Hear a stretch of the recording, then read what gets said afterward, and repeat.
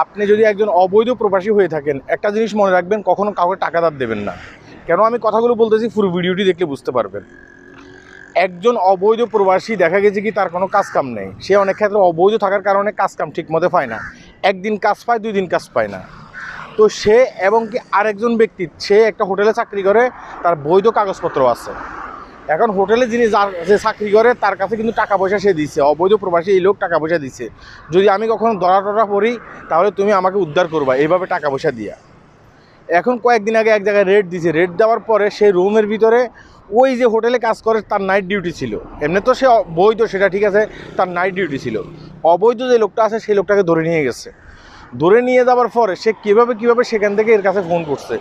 এই লোকটা তাকে চিনে না, হ্যাঁ, তার ফোন মানে বারবার করে কেটে দেয়, যেহেতু তার বাড়ি হচ্ছে যে এক জেলায়, ওই লোকটার বাড়ি হচ্ছে আরেক জেলায়। সেই জানে এই লোকটা অবৈধ, এই লোকটাকে সাজা শেষ হওয়ার পরে যে কোনো উপায় সে দেশে চলে যাবে। দেশে যাওয়ার পরে সে আর আমাকে খুঁজে পাবে না।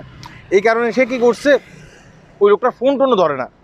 এখন ফোন টোন না ধরার কারণে সে কী করছে, ওই অবৈধ লোকটা আরেকজনের কাছে ফোন দিছে, ওই লোকটাকেও সে চিনে।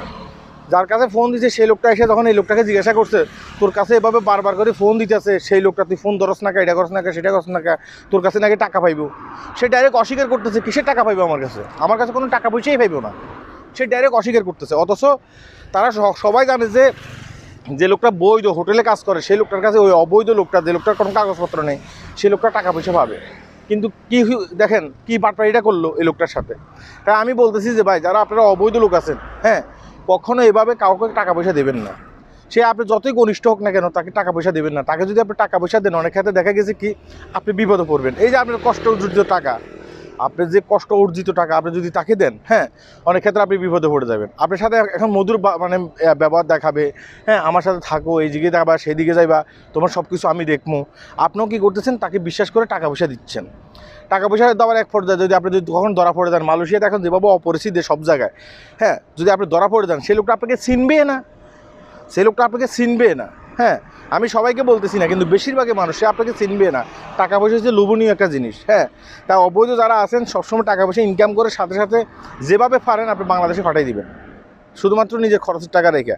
যত ভালো বন্ধু হোক না কেন, তাকে টাকা পয়সা দেবেন না। তখনই আপনি বুঝবেন যে সে আপনার ভালো বন্ধু না খারাপ বন্ধু, যখন আপনি বিপদে পড়বেন। যেমন এই লোকটি বিপদে পড়ছে, এই লোকটা বিপদে পড়ার পরে তার বন্ধুর কাছে ফোন দিচ্ছে, তার বন্ধু ফোন মানে ধরতেছে না কোনোভাবে।